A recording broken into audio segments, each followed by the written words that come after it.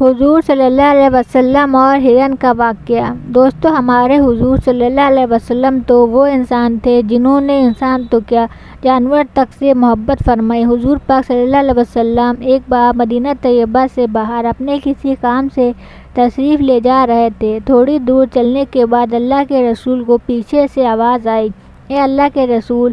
اللہ کے رسول نے پیچھے مڑ کر دیکھا لیکن وہاں تو کوئی نہیں تھا۔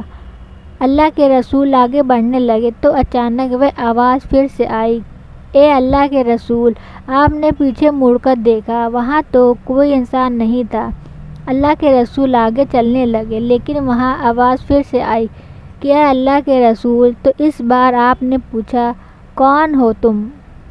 تو آواز ایک پتھر کے پیچھے سے آ رہی تھی۔ اللہ کے رسول اس پتھر کے پاس گئے تو دیکھا وہاں ایک ہرن بندھی ہوئی تھی۔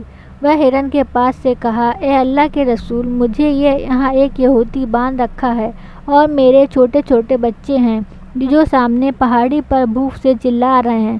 میں ایک ماں ہوں، اسی لیے میں اپنے بچوں کا درد برداشت نہیں کر پا رہی۔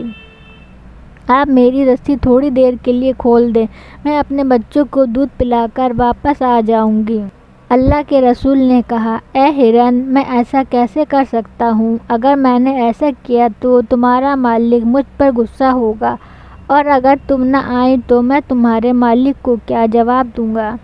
ہرن نے کہا، اے اللہ کے رسول! مجھے اچھی طرح پتہ ہے کہ میں کس سے وعدہ کر کے جا رہی ہوں۔ آپ اللہ کے رسول ہیں۔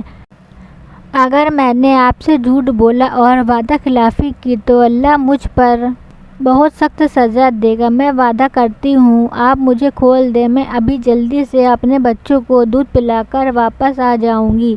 اللہ کے رسول نے کہا، ٹھیک ہے، لیکن جلدی آنا۔ اور پھر اللہ کے رسول نے اس ہرن کی رسی کھول دی۔ وہ ہرن دوڑتی ہوئی پہاڑوں کی طرف چلی گئی۔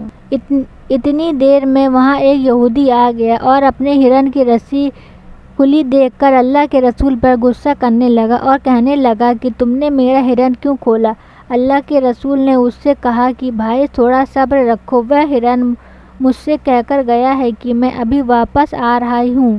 اور یہ سن کر یہودی ہنسنے لگا اور کہنے لگا، یہ تو بہت اچھی بات ہے، اب جانور بھی تم سے باتیں کرنے لگے۔ اللہ کے رسول نے کہا کہ میرا یقین کرو، وہ ہرن ابھی واپس آ جائے گا۔ یہودی نے کہا، ٹھیک ہے، اور اگر وہ واپس نہیں آیا تو آپ کو اس کی قیمت ادا کرنی پڑے گی۔ آپ صلی اللہ علیہ وسلم نے کہا، ٹھیک ہے، میں تیار ہوں۔ اللہ کے رسول اور وہ یہودی اسی جگہ بیٹھ کر ہرن کا انتظار کرنے لگے۔ کافی دیر گزر چکی تھی۔ اچانک یہودی کی نظر پہاڑ پر پڑی تو دیکھا کہ وہی ہرن دوڑتا ہوا اللہ کے رسول کی طرف آ رہی ہے، اور پھر دیکھتے ہی دیکھتے وہ ہرن اللہ کے رسول کے پیروں کے پاس بیٹھ گئی۔ اللہ کے رسول اٹھے اور اس سے رسی ہرن کے باندھ دی اور اس نے یہودی سے کہا کہ لو بھائی، تمہارا ہرن تمہارے پاس آ چکا ہے۔ یہ دیکھ کر وہ یہودی دنگ رہ گیا اور وہیں پر کھڑا اللہ کے رسول سے کہنے لگا، آپ مجھے ابھی کلمہ پڑھا دو، میں گواہی دیتا ہوں کہ آپ ایک سچے رسول ہیں۔